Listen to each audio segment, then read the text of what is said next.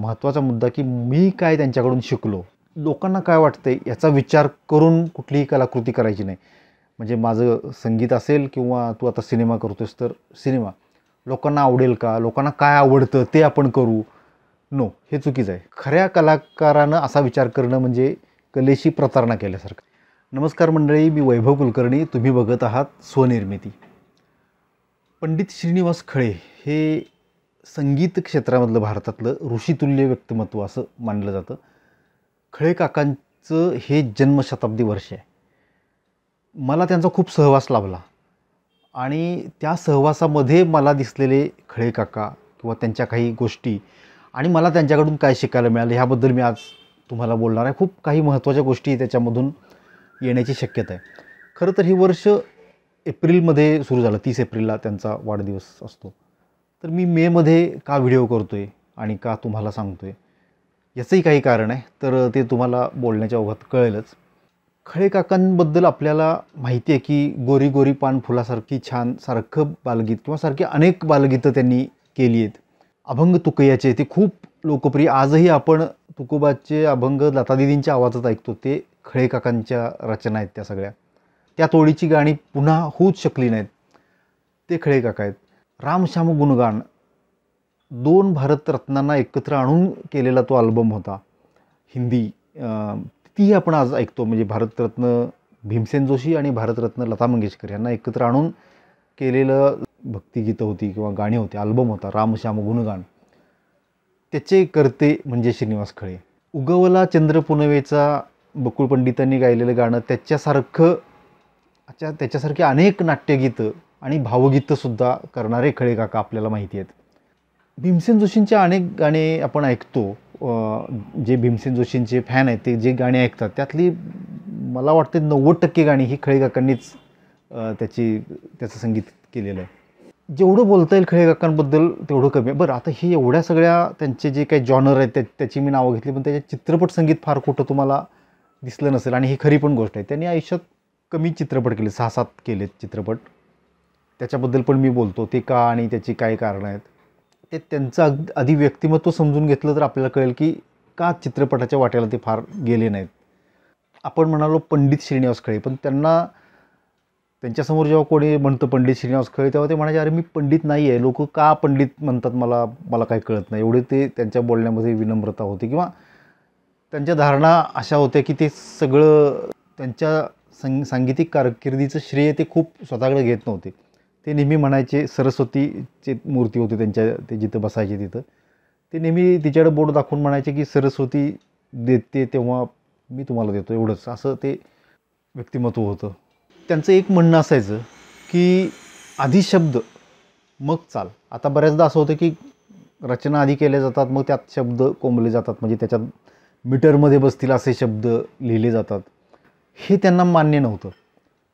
ते शब्दप्रधान काय म्हणता येईल संगीतकार अशा प्रकारातले होते. शब्दांना ते खूप रिस्पेक्ट द्यायचे, काव्याला त्याच्यामधल्या खूप रिस्पेक्ट द्यायचे. मग ते शब्द कसेही असोत आणि त्याला न्याय देऊनच ते चाली लावायचे. म्हणून तर त्यांच्याच चाली जे गायक आहेत ते म्हणतात की खूप अवघड असतात.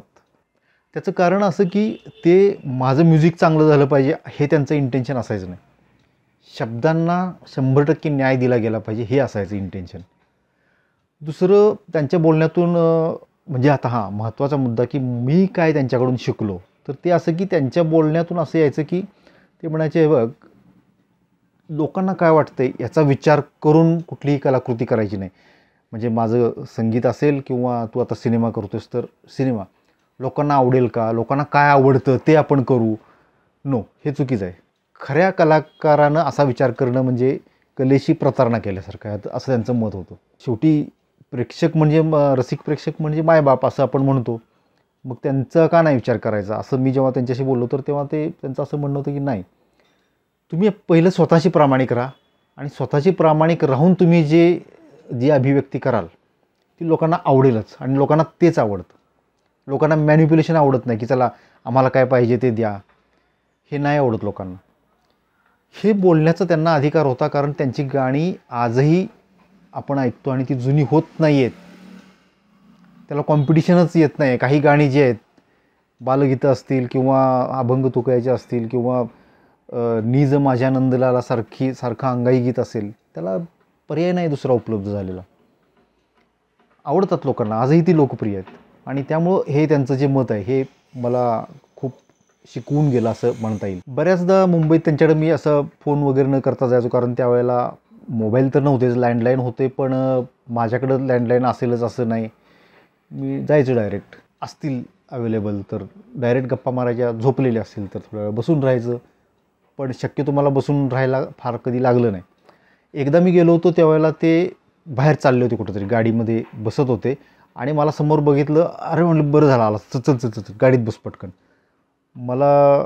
मी विचारलं नाही त्यांना कुठं जायचं आहे काय, डायरेक्ट बसलो त्यांच्या गाडीत. तर नक्षत्रांचे देणे हे हा जो झी मराठीवर त्यांच्यावर जो कार्यक्रम झाला होता खळी काकांवर, त्या कार्यक्रमाला ते मला घेऊन गेले होते. त्यांच्या मागच्याच 1-2 रांगांमध्ये मी बसलो होतो आणि माझ्यासाठी तो एक अविस्मरणीय असा ठेवा होता की शंकर महादेवन, सुरेश वाडकर यांच्यासारखे सगळे गायक तिथं, खळे काका स्वतः, आणि तो झालेला कार्यक्रम म्हणजे अविस्मरणीय होता. नंतर खळे काकांनी माझी त्या सगळ्या कलाकारांची ओळख करून दिली, शंकर महादेवांची खास करून बाजूला घेऊन ओळख करून दिली. हे सगळे क्षण माझ्यासाठी म्हणजे अनमोल क्षण म्हणता येतील असे आहेत.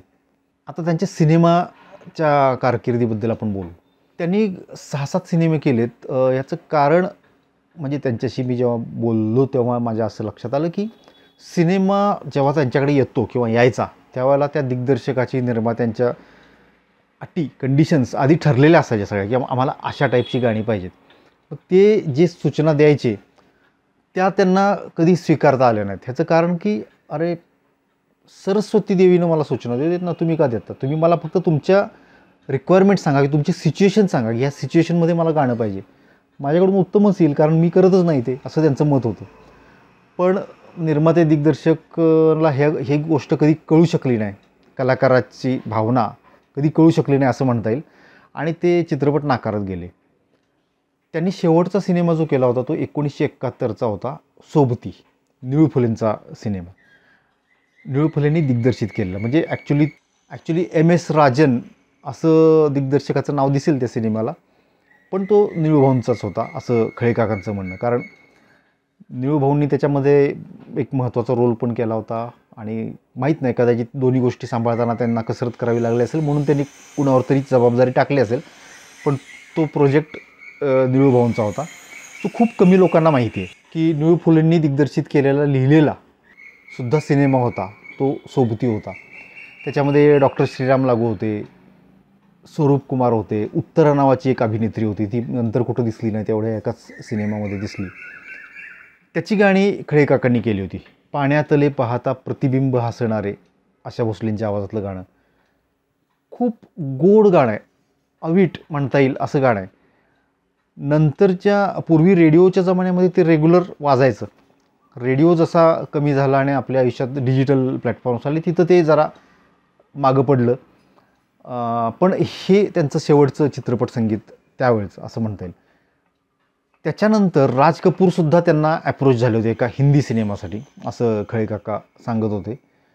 आणि तिथंही तेच झालं की राज कपूर शेवटी, त्यांना संगीताचं पण ज्ञान होतं, सगळ्या गोष्टी होत्या. आणि एवढा मोठा दिग्दर्शक किंवा फिल्म मेकर, तर अर्थातच त्यांच्या काही अपेक्षा घेऊन येणार, त्या त्यांनी खळे काकांच्या समोर ठेवल्या आणि ते त्यांना काही पचलं नाही, त्यांनी नाकारली ती फिल्म. मला असं वाटतं ती बहुतेक हिना असावी. आणि आता महत्त्वाचा मुद्दा की त्याच्यानंतर मी खळे काकांना विनंती करतो की माझ्या सिनेमाला तुम्ही संगीत द्या. आता आमचा एवढा स्नेह, एवढे संबंध, आणि त्याच्यानंतर मी त्यांना गळ घालतो की माझ्या सिनेमासाठी तुम्ही संगीत द्या. तर म्हणाले, हे बघ, मला सिनेमा आवडला, मला सिच्युएशन्स आवडल्या, मला पाहिजे तेवढं स्वातंत्र्य मिळालं तर मी सिनेमा करणार. हा माझा फॉर्म्युला आहे, तो आहे. तू असलास तरी तोच आहे, राज कपूर नाही तोच होता, आणि अजून कोणी आलं तरी तोच होता. 71 पासून जवळजवळ 40 वर्ष होत आली होती. आणि त्याच्यानंतर मी त्यांना हा प्रश्न विचारला होता. स्क्रिप्ट रीडिंगसाठी आम्ही बसलो, मी, खळे काका, गुरु ठाकूर आणि निर्माते होते.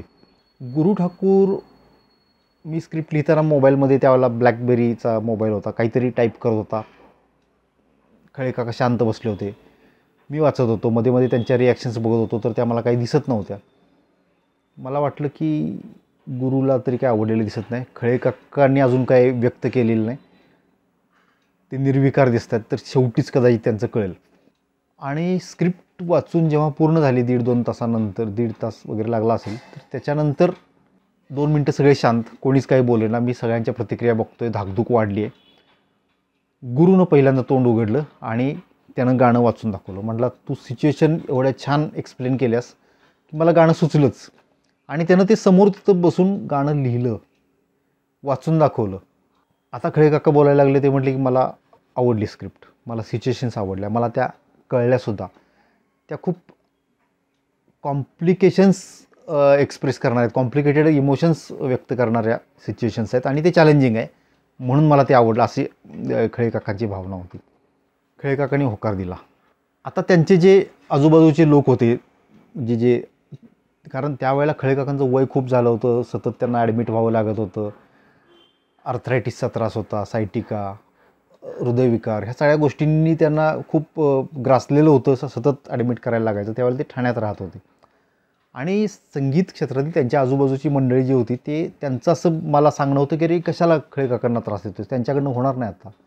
त्यांचं म्हणजे इनडायरेक्टली हे ते गोंडस शब्दात सांगत असले तरी इनडायरेक्टली त्यांना सांगायचं होतं की खळे काकांचं पर्व आता संपलं आहे, तू का त्यांच्याकडे जातोयस, असं त्यांचं म्हणणं होतं, जे त्यांचे खूप जवळचे होते. आणि माहीत नाही, मला कधी अशी शंका आली नाही की खळे काका कसं करू शकतील, एवढे आजारी असताना घरातनं बाहेर यायचं, स्टुडिओमध्ये जायचं, रेकॉर्डिंग करायचं, हे त्यांना शक्य होईल का, अशी शंका मला कधी आली नाही. मी म्हटलं ठीक आहे, बघूया काय होतं. नाही म्हणतील, नाही होणार, ह्याच्यापेक्षा वेगळं काय होईल, आपण ते हो म्हणालेत हे कमी आहे का, त्या त्यांना संधी दिली पाहिजे आपण. हे सगळं ठरलं. त्याच्यानंतर काही दिवसांनी 2 गाणी होती, दुसरं गाणं पण गुरु ठाकूरने लिहिलं. आणि त्याच्यानंतर काही दिवसांनी खळे काकांचा फोन आला की आपण 19 मेला रेकॉर्डिंग करतोय. मला वाटतं 2 दिवस आधी फोन आला असेल. खुश झालं मला की फायनली रेकॉर्डिंग होतं आहे. आता ते कसं होतं आहे, ते करायचा ही त्यांची इच्छाशक्ती आहे, पण त्यांना त्यांच्या तब्येतीला, वयाला सगळं पेलवलं पाहिजे, हे खरं तर चॅलेंज होतं. गाणार होते आर्या आंबेकर आणि पद्मनाभ गायकवाड. त्यावेळेला दोघंही लहान होते. आर्याने फक्त बालगंधर्वमध्ये गायलं होतं, पार्श्वगायन केलं होतं, आणि हा तिचा दुसरा सिनेमा असणार होता. 19 मेला आर्या आणि मी पुण्याहून गेलो, खळे काकांना ठाण्यामध्ये घेतलं, जुहूला आजीवासनला गेलो. तसा तो मोठा प्रवास आहे. आणि दिवसभरात दोन्ही गाणी रेकॉर्ड झाली. सगळा मीडिया तिथं आला होता न बोलवता, की खळे काका 40 वर्षानंतर 1971 ते 2011, 19 मे 2011, 40 वर्षानंतर स्टुडिओमध्ये जाऊन सिनेमाचं संगीत रेकॉर्ड करतात. ही खूप मोठी बातमी झाली. इलेक्ट्रॉनिक मीडियामध्ये, प्रिंट मीडियामध्ये सगळीकडे झाली. आणि अतिशय उत्कृष्ट गाणी त्यांनी रेकॉर्ड केली. मी स्वतःला खूप भाग्यवान समजतो की माझ्या सिनेमासाठी त्यांनी 40 वर्षानंतर संगीत दिलं आणि ते खूप चांगलं झालं आहे. पण दुर्दैवाची गोष्ट अशी की ती फिल्म पूर्ण होऊ शकली नाही, तो सिनेमा पूर्ण होऊ शकला नाही. त्या सिनेमाबरोबरची कळी नावाचा तो सिनेमा होता. कळीबरोबरचा माझा जो काही मानसिक प्रवास होता, त्याच्याबद्दल मला खरं एक वेगळा व्हिडिओ करायला लागेल. तो मी करीन जरूर, कारण त्याच्यातनं खूप गोष्टी समोर येतील. घटना नाही म्हणत मी, मानसिक गोष्टी, की कसा प्रवास असतो तो, कशी आंदोलनं असतात, कशी उलथापालथ होत असते, त्यातून काय होऊ शकतं, आणि मी कुठं सावध झालो, कसं स्वतःवर काम केलं, ह्या बऱ्याच गोष्टी आहेत, त्याच्यावर आपण बोलू नंतर.